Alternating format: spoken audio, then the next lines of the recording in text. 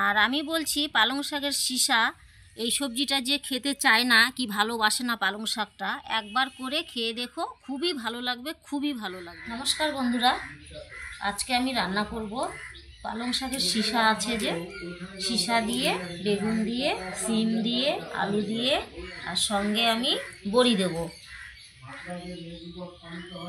বড়ি দিয়ে আজকে নিরামিষ তরকারিটা আমি রান্না করব। এবার আমি কেটে নিচ্ছি পালং শাকের শিশা। এই দেখুন, একটু মুখগুলো ফাড়াই দেবো যাতে লবণ হলুদ ভিতরে ঢুকবে, ভালো লাগবে।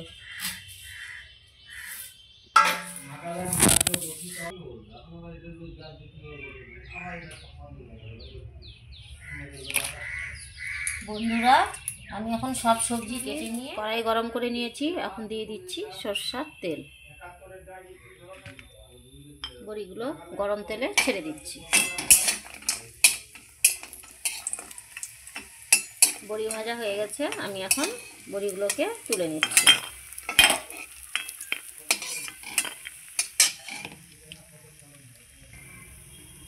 ওই তেলে আমি আর একটু পরিমাণ তেল দিয়ে দিচ্ছি।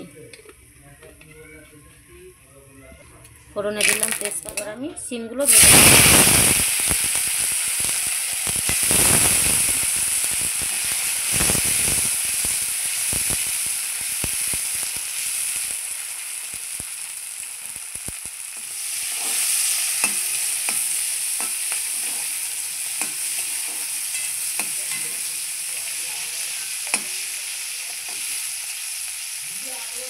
আমি ফোড়নে দিয়ে দিচ্ছি।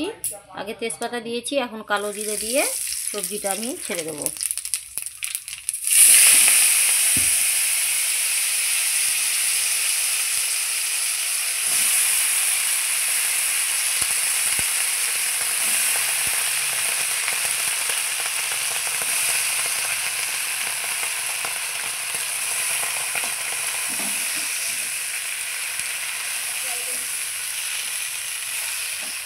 স্বাদ মতো লবণ দিয়ে দিচ্ছি। আমি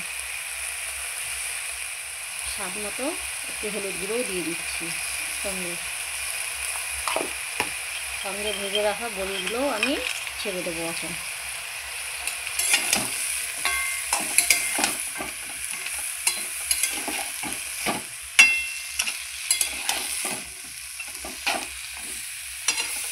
ভালো করে আমি নেড়ে চেড়ে নিচ্ছি।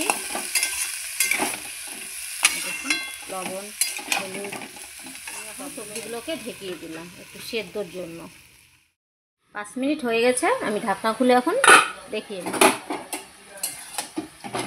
নিচ্ছি আমি সেদ্ধটা কীরকম হয়েছে।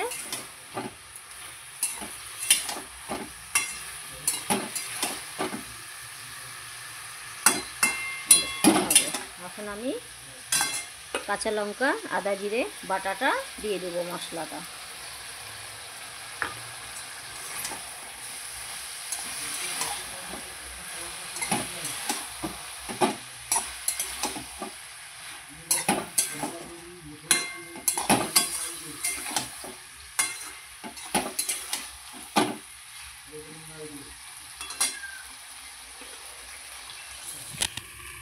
আবারও আমি দেখে নিচ্ছি আমার সবজিটা সিদ্ধ হয়েছে কিনা, তার জন্য।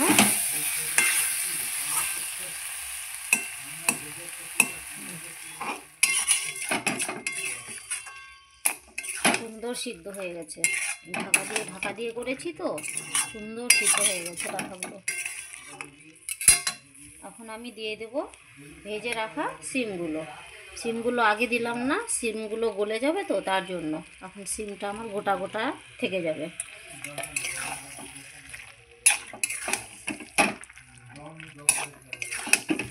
সঙ্গে দিয়ে দেব ধনিয়া পাতা কুচি।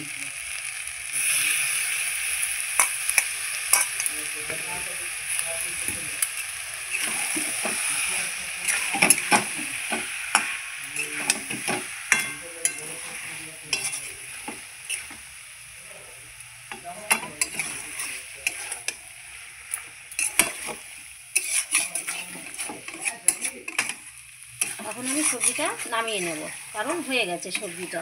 দেখুন কতটা শুকিয়ে গেছে, একদম হয়ে গেছে।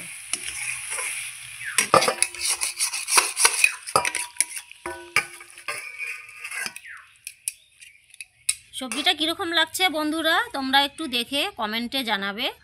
আর আমি বলছি পালং শাকের শীষা, এই সবজিটা যে খেতে চায় না কি ভালোবাসে না পালং শাকটা, একবার করে খেয়ে দেখো, খুবই ভালো লাগবে, খুবই ভালো লাগবে। কারণ আমি এটা আমাদের বাড়ির সবার পছন্দ, তো ওই জন্যই আমি জোর গলায় এটা বলতে পারছি। খুব সুস্বাদু একটা খাবার, আপনারা একবার খেলে বারবার খেতে চাইবেন।